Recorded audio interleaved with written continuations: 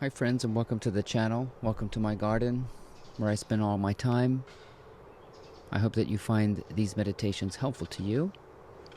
This is where I enjoy sharing my insight. And today I am talking about the unworkable life. This is the life when you're wondering, where's the main event? When are we going to get there? When does life allow me to put up my feet and relax? Every spiritual teacher is telling you to relax, but I wonder if we have the choice to do that. Oh, just let go. You've probably been heard, but truthfully, the process is you are being let go. There's no conscious choice like that. If you stick around, I explain a little bit more of the unworkable life.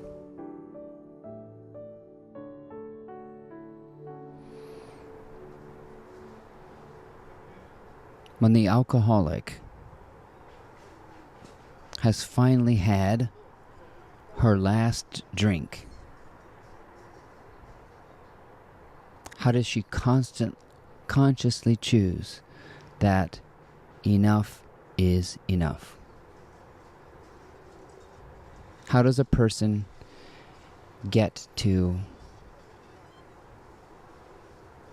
a point where the very thing that they are looking to soothe them is making them sick?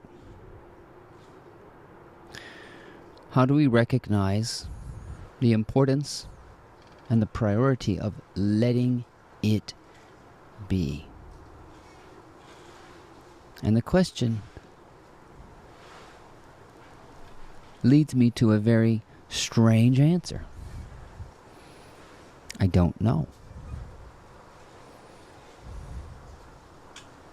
I don't know why the abusive person suddenly awakens and realizes enough is enough. I can't put my hands on this person anymore. I can't be the aggressor anymore. Or why the person who lives with depression and anxiety suddenly realizes I can't do this anymore.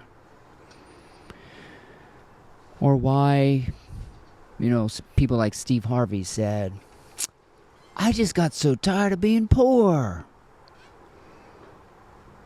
I don't know that point.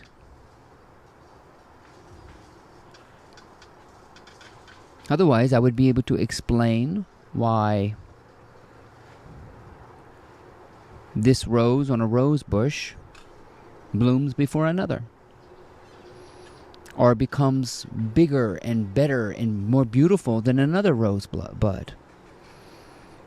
I don't know.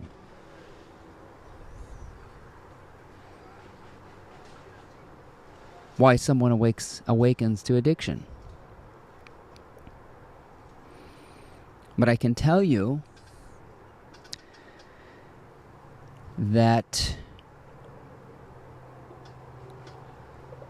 life reduces you to the breath, basically. That's why meditation is being taught. And at the fundamental nature of the breath, you have in and out. And that process is happening. And it feels like I can get into it and breathe myself. And if I let it be, breathing becomes unconscious. So the strange phenomena of getting involved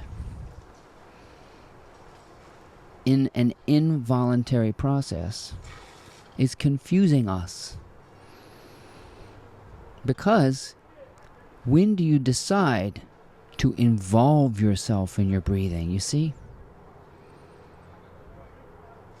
And when do you forget to breathe? Are you going to decide, okay, I'm no longer going to intervene in my breath, so I'm slowing down my breathing, breathing very deeply, and now I'm going to let it go. Did I decide to intervene into my breath? And then did I decide to let myself be breathed? And spiritual awakening is this beautiful, beautiful understanding that you are not living, you are being lived. And struggle, anxiety, addiction, all of this is trying to intervene with a process that happens much better, much more smoothly, and much less effortless, much less effortful than you think it does. I want you to imagine being in a hospital bed for a minute. You're recovering from an injury. The doctor would advise, you say, "Doctor, what can I do to get better?" And the doctor would say, "Nothing. It's all taken care of. The best thing that you can do is rest and let yourself be. Let yourself be." And in the Course of Miracles, it says, "Let healing be."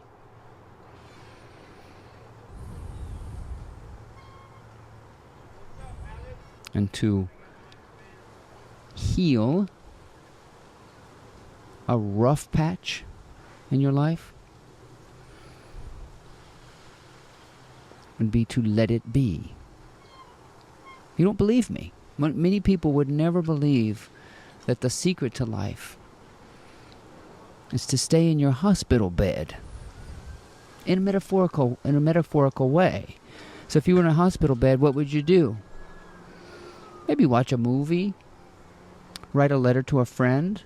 If you're not in extreme and excruciating pain, which is what psychological pain is, it's an illusory kind of pain.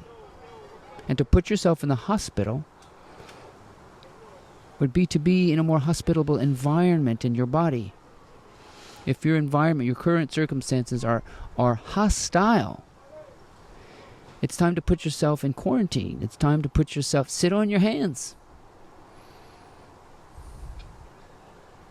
Because the more you try, the more tumultuous your situation will be, because you don't recognize the addiction. Alcoholism is reaching for a drink to soothe a pain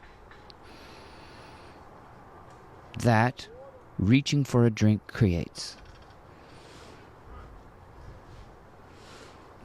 Were you with me there? Alcoholism is soothing a pain with a poison. Thinking is soothing a pain with a poison. Living in the past is soothing a pain with a poison, and living in the future is soothing a pain with a poison. So the price that we pay for overthinking, over-strategizing, regretting and resenting is poison called anxiety. That's the price we pay for having these super intelligent minds. And the real healing is when you realize the futility of individuation. But I didn't choose to recognize this in myself.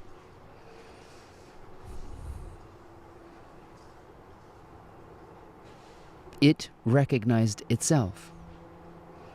So the awakening process, if there is something like that, which I'm not even sure there is, it is awakening. I didn't awaken. I didn't say, you know what, I'm going to wake up. In some way I did, unconsciously, subconsciously, under the ground, under the cover of darkness. So I'm not going to be one of these people to tell you, oh, just let it go. But you understand the principles of healing, and it's a wonderful, if you understand the principles of healing, you'll learn, don't pick at it. You understand that. If you have a sore or a festering wound or a sickness, but what happens to people in an unworkable life is if they really get sick, they go in the hospital and their body is taken care of, and then their mind worries about how the bills are going to be paid. So they take another hit. That's the unworkable life. There's never comfort. There's never any situation outside of yourself that will provide the safety and freedom that you seek. As long as you keep reaching for a drink, as long as you keep reaching for a hit, as long as you keep trying,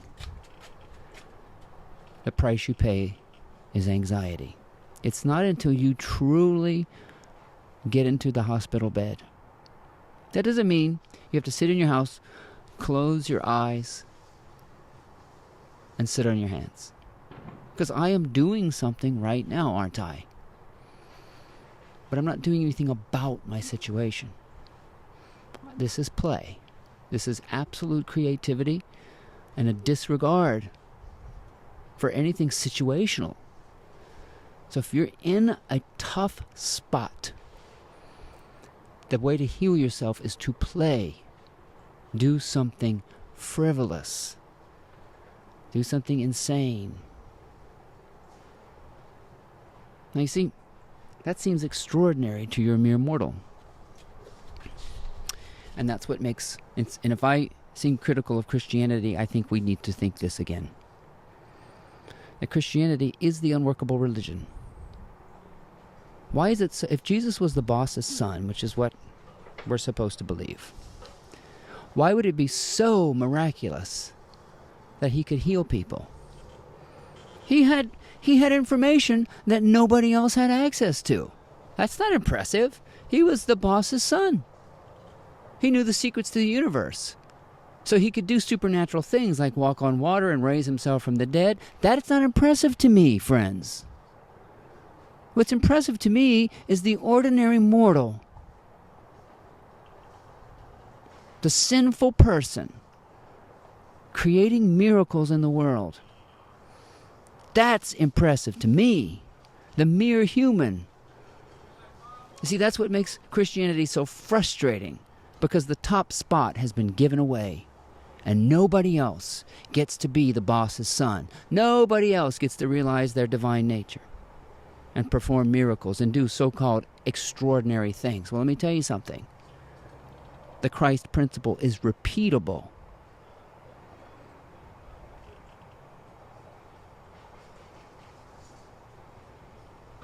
And if Christianity worked, when you sprinkle your head with water, you would be able to see the light.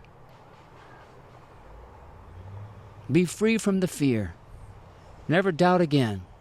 And live in paradise. But you see, we think this happens after death. That's the unworkable life. I'm never going to be able to relax until I die. You see how insidious this is?